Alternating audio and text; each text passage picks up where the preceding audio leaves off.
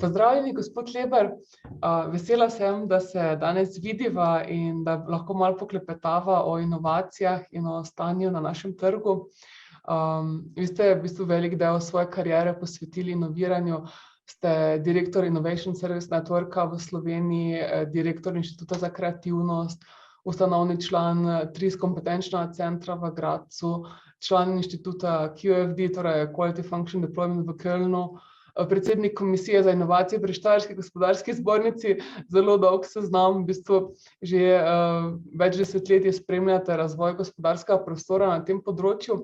Kaj je tisto, kar bi danes v podjetjih najbolj lahko izpostavili, kaj opažate, kako nam gre ta tako opevana inovativnost? Torej moram reči, pri tem le še dolga leta sem predaval tudi na univerzi predmete z tole vsebino in moram reči, v zadnjih letih so študentje tudi pokazali zelo velik interes za takšne vsebine, za to področje. Sicer pa moram reči, da večina, predvsem večja podjetja, daje inovacijam velik poudarek pri nas v Sloveniji. Torej vedo, da inovacije predstavljajo motor za gradnjo in pa tudi zagotavljanje konkurenčne prednosti. Seveda se tega zavedajo tudi manjša podjetja, vendar se največkrat takšna podjetja srečujejo s kadrovsko problematiko, namreč nimajo ustreznega kadra, niti časa dostikrat in največkrat tudi ne denarja za vzpostavitev tega inovacijskega okolja.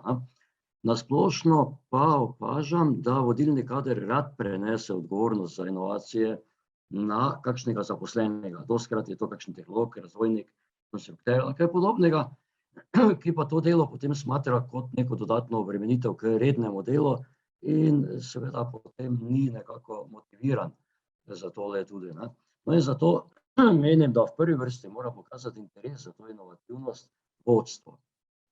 Biti mora del te inovativnosti živeti, s tem tudi recimo podobno kot pred leti, ko smo uvajali sisteme kakovosti, ISO standarde in tako dalje. Zaživelo je tam, kjer je res vodstvo tudi dihalo z to vsebino. No, vodstvo mora tudi urediti te vse potrebne organizacijske osnove za obravnavanje teh inovacij in pa predvsem, tu ne smemo pozabiti, motiviranje zaposlenih. Dostikrat pa je smiselno sistematizirati neko delovno mesto za opravljanje inovacij. No in pogosto opažam, da podjetja premalo uvajajo tudi sodobne pristope in povezave nekih metod, ki pa še pospešujejo inovativnost. Kaj pa bi rekli, zakaj pa je za podjetja tako življenjskega pomena, da imajo skrb za nenehno inoviranje, za iskanje izboljšav pri svojem delu, nekako strukturirano, sistematično urejeno? Ja, glejte, danes se podjetniško okolje nenehno spreminja, kot nasploh življenje tudi, torej nenehno napredek opažamo, tudi v vsakdanjem življenju zelo hiter razvoj in tako dalje. In seveda usklajevanje tega podjetniškega poslovanja oziroma lahko rečemo tudi inoviranje je nujno danes predvsem kot posledica teh dejavnikov. Torej najprej bi lahko rekli krajši življenjski cikli izdelkov. Vemo, da danes je ne samo, od tekstila do tehničnih izdelkov življenjski cikel zelo kratek, ali pa vsi poznamo avtomobile. Včasih smo jo vozili 30 let, danes je zelo hitra menjava. In seveda taki kratek življenjski cikel pospešuje inoviranje. Druga zadeva je individualizacija kupcev. Dejansko ponudniki oziroma podjetja, proizvajalci danes individualno obravnavajo vsakega kupca, tudi v vsakdanjem življenju. Zatem hitre spremembe tržišča zaradi globalizacije. Danes je tržišče, jutri ga ni, torej potrebno biti inovativen. In pa seveda tudi ena druga oblika še je nastajanje novih podjetniških oblik. Potem dobivamo kompleksnejše tehnologije in tako dalje. Torej vse to vpliva na neko nujo po inoviranju. No, v zadnjem času pa vemo tudi, da pospešeno prehajamo, ali pa zelo hitro prehajamo v dobo digitalizacije. Kar pa pomeni seveda, da je potrebno celoten inovacijski proces sistematično izvajati in pa tudi nadzirati. In podobno kot v tujini, tudi danes pri nas že velja, kdor ne inovira, kaj hitro izgine s tržišča, torej ga ni. V našem okolju, recimo imamo v primerjavi z drugimi razvitimi državami, še vedno premajhen delež produktnih inovacij. Seveda vemo, da produktne inovacije pa prinašajo dosti večjo dodano vrednost, kot pa recimo procesne in podobno, ali pa kakšni koristni predlogi, ne. In to je smiselno vzpostaviti ta inovacijski ekosistem in strukturirano določiti vplivne parametre in jih tudi nenehno izboljševati, torej dopolnjevati in tako dalje. Na tak način seveda lahko vzpostavimo sistematično upravljanje v inovacijski dejavnosti, kar pa bo tudi ena izmed osnovnih nalog tega menedžerja za inovacije, katerega nameravamo po vzoru sosednje Avstrije tudi pri nas pričeti vzpostavljati. Super. Kaj pa v bistvu, če vzamemo mogoče podjetja, ki še niso čisto tam tako daleč, da bi sistematično in redno inovirala, kaj bi jim posvetovali, kako se tega mogoče najprej lotiti? Ja, to je takole, zdaj glejte, pri obisku v kakšnem podjetju, ne, dostikrat naletim na stavek, ki ga izreče direktor ali pa ne vem, kdo izmed vodilnih, in sicer nekaj novega bi morali narediti, pa ne vemo kaj, ne s kom, kako, s čim in tako dalje, ne.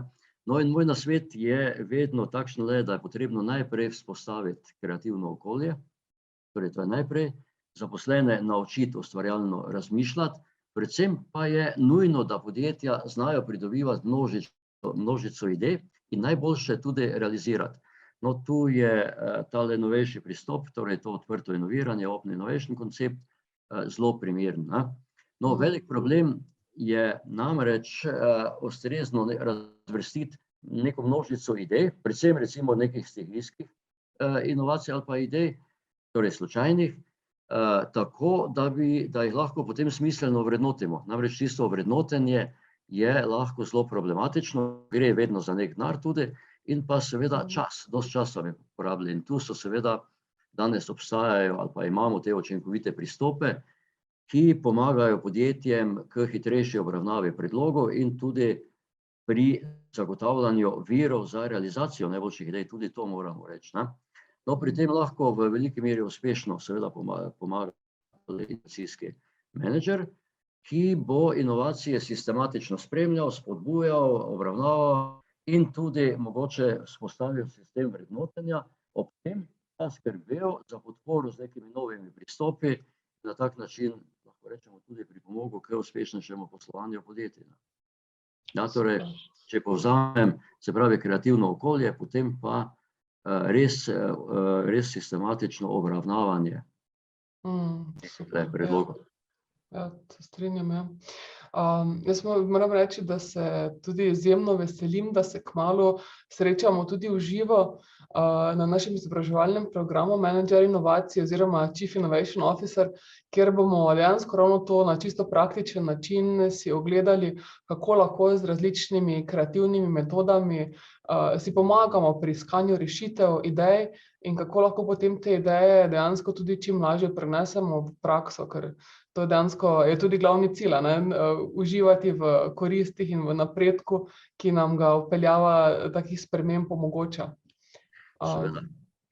Tako da jaz se zelo veselim, torej, da se vidimo v kratkem.